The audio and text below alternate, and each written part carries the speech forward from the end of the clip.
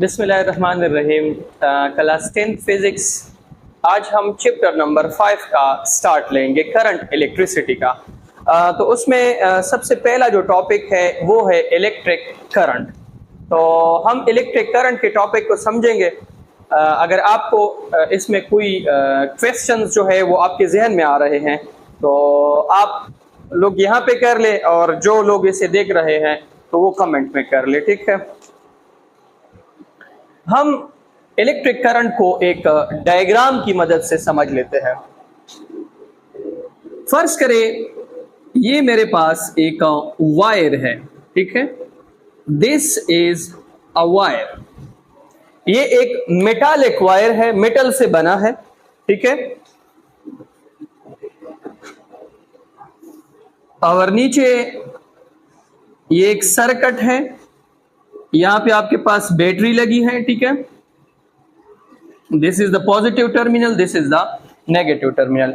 यहां पे आपके पास स्विच लगा है। क्या लगा है? स्विच। ये आपके पास बैटरी है, ये आपके पास क्या है? स्विच है, ठीक है।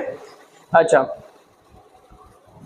जब आपके पास ओपन स्विच है, इधर देख लें, जब आपके पास ओपन स्विच है, स्विच ओपन है, तो यहां पे जितने भी इलेक्ट्रॉन्स है सारे रेंडमली ओरिएंटेड है, ठीक है। कैसे ओरिएंटेड है? रेंडमली। मतलब कि अगर एक इलेक्ट्रॉन का डायरेक्शन यहां पर है तो दूसरे का वहां पर है, तीसरे का यहां पर है, अपनी मर्जी से है। नेट यहां पे करंट किस चीज के बराबर है? जीरो के। किसके? जीरो के।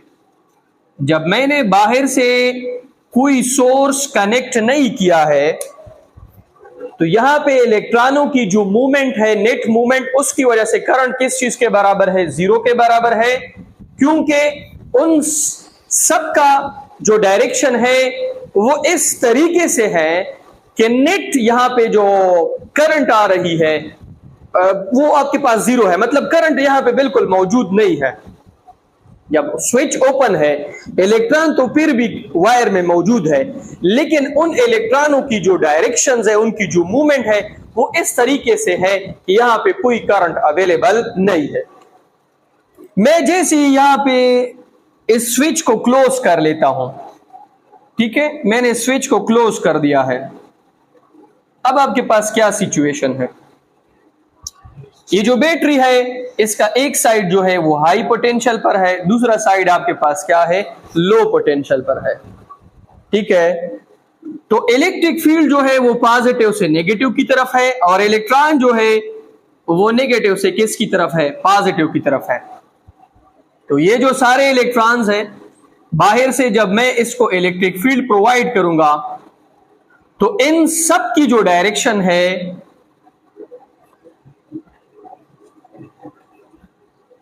वो सब जो है एक ही डायरेक्शन में हो जाएंगे, सब एक ही डायरेक्शन में हो जाएंगे, ठीक है। जब मैं बाहर से स्विच क्लोज कर लेता हूं, ठीक है, स्विच को मैंने क्लोज कर दिया है, अब सारे इलेक्ट्रॉन जो है वो एक ही डायरेक्शन में अलाइंड हो गए हैं। क्या हो गए हैं? अलाइंड। और अगर यहां पे अब मैं क्या करूं? एक एरिया सेलेक्ट करूं। क्या सेलेक्ट करूं? Area A. अब इस एरिया ए पे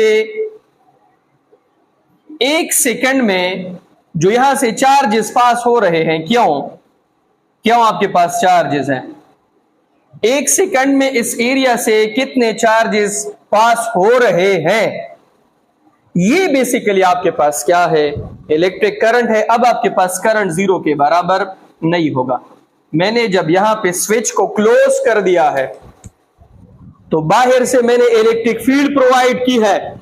बैटरी का जो हाई पोटेंशियल है वहां से चार्जेस फ्लो स्टार्ट करेंगे, किधर चले जाएंगे? लो पोटेंशियल की तरफ।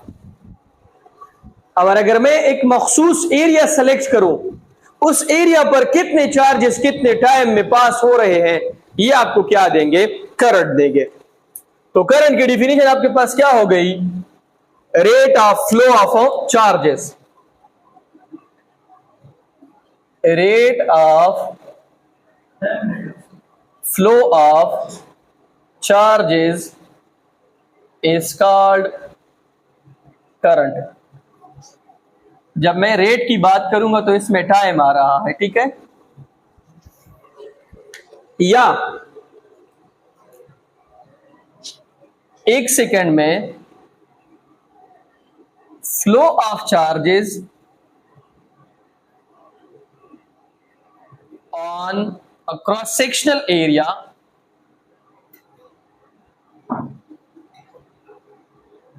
in 1 second।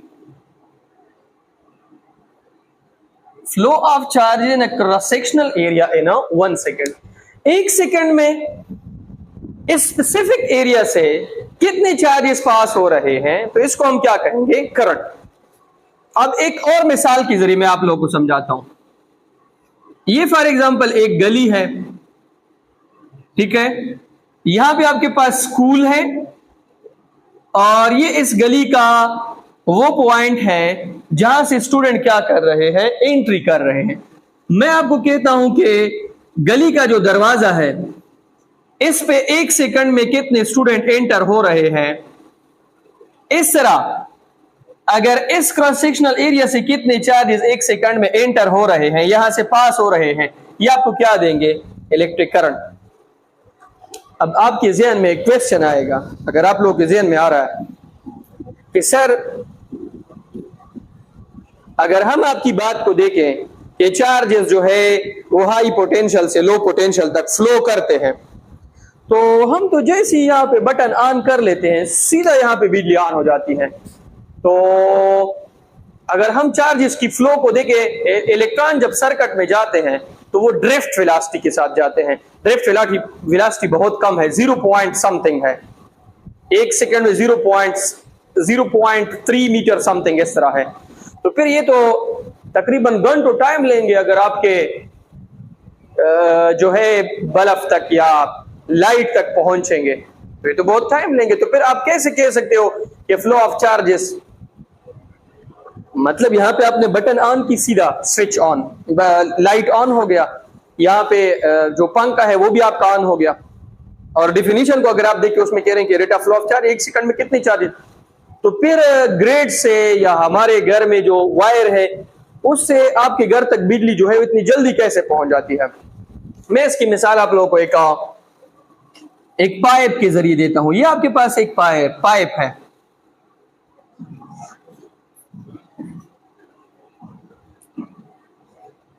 ये पाइप सारा जो है वो पानी से भरा पड़ा है, ठीक है। ये पाइप जो है ये सारा पानी से भरा पड़ा है, फुल है पाइप पानी से, लेकिन आपके घर पानी नहीं आ रही है। क्यों?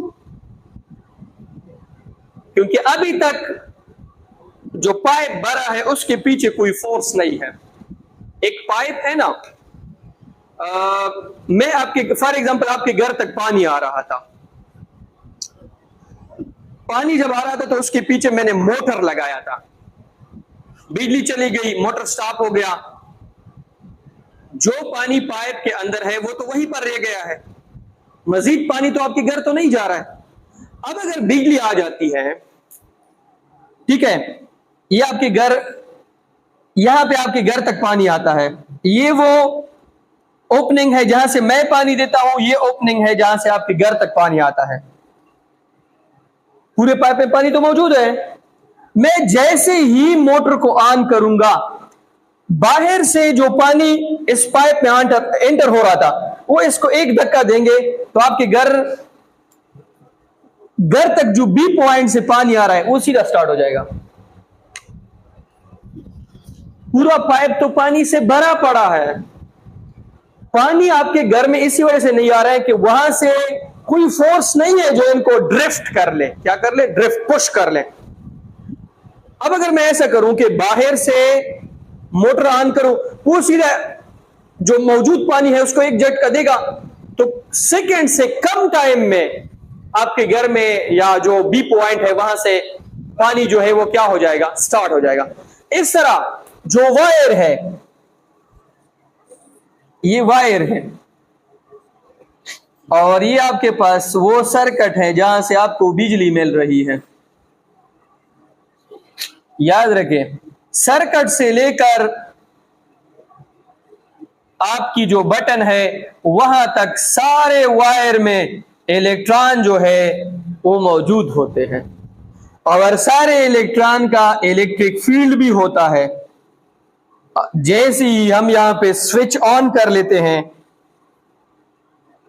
ये जो बटन है वो इनको इलेक्ट्रिकल एनर्जी एक मखसूस सिमत में दे देता है, और यहां पे इलेक्ट्रिक फील्ड जो है वो with the speed of comparatively to the speed of light क्या हो जाती है, एक्टिव हो जाती है।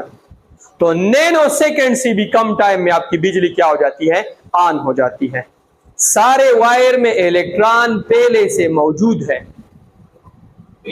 लेकिन उनकी फील्ड जो है वो एक स्पेसिफिक डायरेक्शन में तो नहीं है।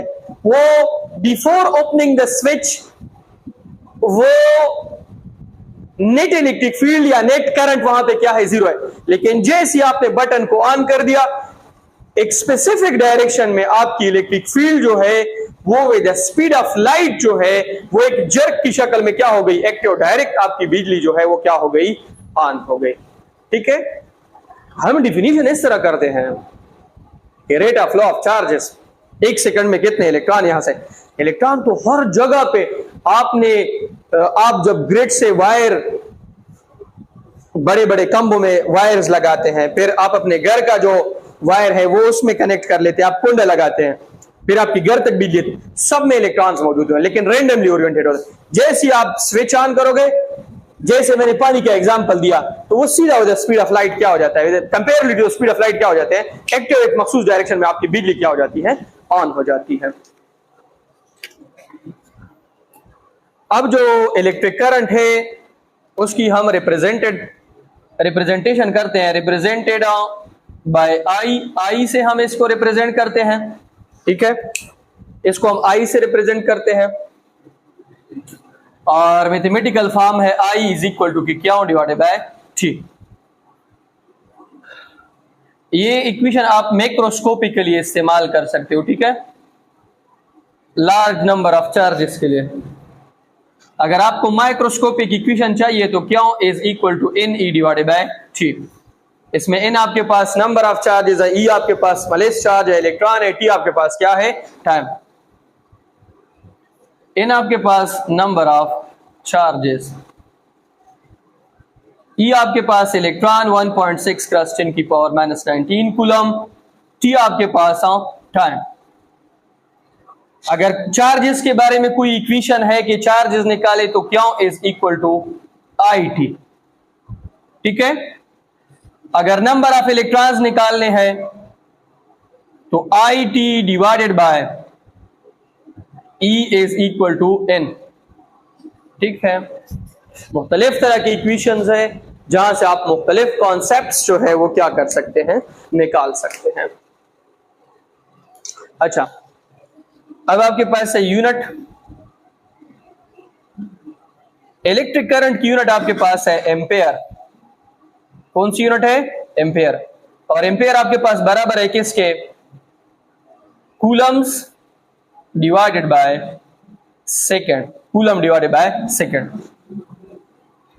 Ampere is equal to coulomb divided by second.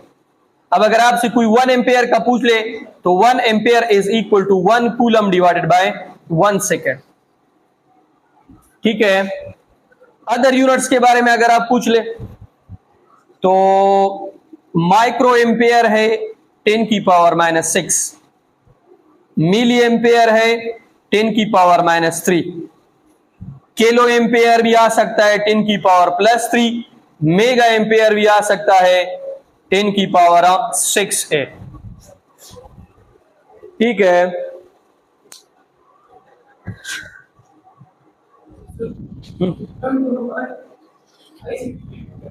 क्या ठीक है, कोई भी रिप्रेजेंटेशन फर्जी चीज है, इसका कोई लॉजिक नहीं है कि आई से हम क्यों रिप्रेजेंट करते हैं। ठीक है, ये जो उस वक्त जो साइंटिस्ट इसके ऊपर काम करता है वो इसको एक मखसूस नाम से क्या कर लेता है कि हम इसको फिजिक्स में इस सिंबल से क्या करेंगे, पहचानेंगे, और इसके बिहाइंड कोई खास लॉजिक नहीं है। क्या आप कहेंगे कि इसके बिहाइंड कोई फिजिक्स नहीं है, इसके बिहाइंड सिंपल बस एरिया को हमने ए से रिप्रेजेंट कर दिया है, फॉर एग्जांपल पावर को हमने पी से रिप्रेजेंट कर दिया है, करंट को हमने आई से रिप्रेजेंट कर दिया है, ठीक है। इसका कोई साइंटिफिक लॉजिक नहीं है कि आप कहेंगे कि खास इस वजह से इस पर, ये फर्जी चीज है। ये अपने साथ नोट करें कि रिप्रेजेंटेशन फर्जी चीज है, इसका कोई साइंटिफिक लॉजिक नहीं है।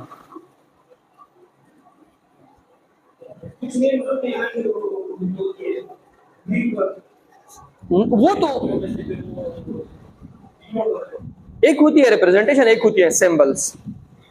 आप किसी भी फिजिकल क्वांटिटी को अगर किसी को समझाना चाहते हो या उसके लिए शॉर्टकट इस्तेमाल करते हो तो आप जरूरी है कि उसके लिए कोई सिंबल या कोई अल्फाबेट जो है वो अलॉट करोगे, ठीक है, उससे आप उसकी पहचान करोगे।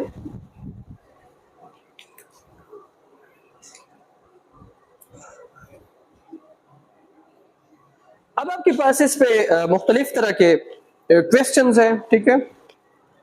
जो पहला क्वेश्चन है वो आपके पास है, an electric bulb draw a current of 0.25 ampere. आपके पास एक बल्ब है जिसके पास 0.5 एम्पियर का क्या आ रहा है, करंट, और टाइम जो है उसने लिया है 20 मिनट का। 20 मिनट में कितने सेकेंड्स होते हैं, 60, 6 दूणे 12, तो इसमें कितने सेकेंड्स आपके पास आ गए, 1200। हमसे क्या मांग रहे हैं, कैलकुलेट अमाउंट ऑफ चार्जेस, हमसे क्या मांग रहे हैं। तो मैंने या तो आपको बड़ा सिंपल सा एक यहाँ पे इक्वेशन दिया है, Q is equal to I T. I कितना है, 0.25, टी आपके पास कितना है, 1200। यहां पे इशारिया को खत्म करें, 25 तकसीमे 100 ज़रबे 1200, ये इसके साथ कैंसल, 12 ज़रबे 25 अगर आप करेंगे तो इनसे आपके पास आएगा 300 कूलम। ये आपके पास एक एग्जाम्पल है। सेकेंड एग्जाम्पल आपके पास है, how long does it take a current of 10 milli ampere to deliver 30 coulomb of charge. हमें करंट दिया गया है 10 मिली एम्पियर और चार्जेस भी दिए गए हैं 30 कूलम। हमें कह रहे हैं कि ये कितना टाइम लेंगे। तो आपके पास इक्वेशन है I is equal to Q divided by T. यहां से आपने T निकालना है, T is equal to Q divided bye I। क्यों आपके पास कितना है, 30, I आपके पास कितना है, 10 क्रॉस 10 की पावर -3, इसको ऊपर लेके जाए, 30 क्रॉस 10 की पावर 3 डिवाइडेड बाय 10, ये सिफर इसके साथ चला गया तो आपके पास आ गया 3 क्रॉस 10 की पावर 3 सेकंड, ठीक है। इस तरह और भी आपके पास क्वेश्चंस है। While starting an engine of a truck, its battery sets 720 coulomb. एक ट्रक है जिसकी बैटरी जब स्टार्ट हो रही थी वहां पे चार्ज आपके पास 720 कूलम थे। In motion for 4 second, time उसने लिया है 4 second. How much current is flowing, I हमसे मांग रहे हैं। I is equal to Q divided by T. Q आपके पास कितना है, 720 कूलम, और टी आपके पास कितना है, 4। तो इसको डिवाइड करें, 4 1s are 4, यहां पे क्या आ रहा है, 3 2, 4 8 32, ये सिफर उसको ऊपर लेके जाएं तो Q is equal to 180 coulomb. नहीं, क्यों तो हमें दिया गया है, आई जो है, आई आपके पास कितना है, 180 एम्पेयर, ठीक है। बहुत सारे इसके ऊपर क्वेश्चंस है लेकिन हम क्वेश्चंस की तरफ नहीं जाएंगे।